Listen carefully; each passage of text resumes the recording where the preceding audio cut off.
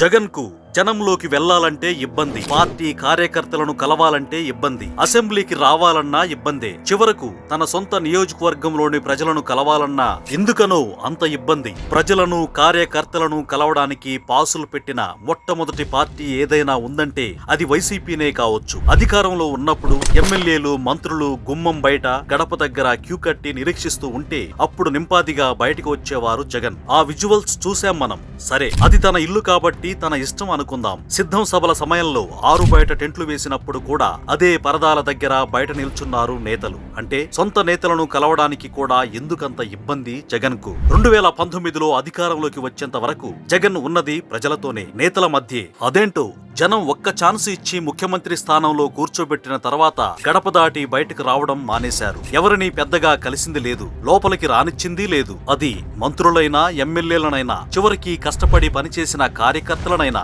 బహుశా 2019కి ముందు కూడా ఇదే యాటిట్యూడ్ ఉందేమో, సరిగ్గా గమనించలేదేమో. పులివెందుల జెడ్పీటీసీ ఉప ఎన్నికలో మరీ డిపాజిట్ కూడా రానంతగా వైసీపీ ఓడిపోయిందంటే జగన్ కు ఒక్కసారైనా షాకిద్దామనే ఆలోచన కావచ్చు. టీడీపీ దొంగ ఓట్లు వేయించిందో, ప్రజాస్వామ్యాన్ని కూని చేసిందో తర్వాత ముచ్చట.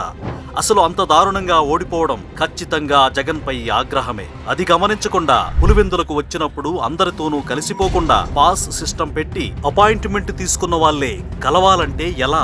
ఇక అసెంబ్లీకి వెళ్లకపోవడం. వైసీపీకి 40% ఓట్లు వచ్చాయి, తక్కువేం కాదు ఆ సంఖ్య. అసలు ప్రతిపక్ష హోదా ఇస్తేనే అసెంబ్లీకి అడుగు పెడతా అని మారం చేస్తున్న నేతను దేశ రాజకీయాల్లో ఎవరిని చూడలేదు. ముఖ్యమంత్రిగా రాష్ట్రాన్ని పాలించిన వ్యక్తి అనాల్సిన మాటే కాదది. ఎందుకని అందరితోనూ కలవాలంటే జగన్ కు అంత ఇబ్బంది?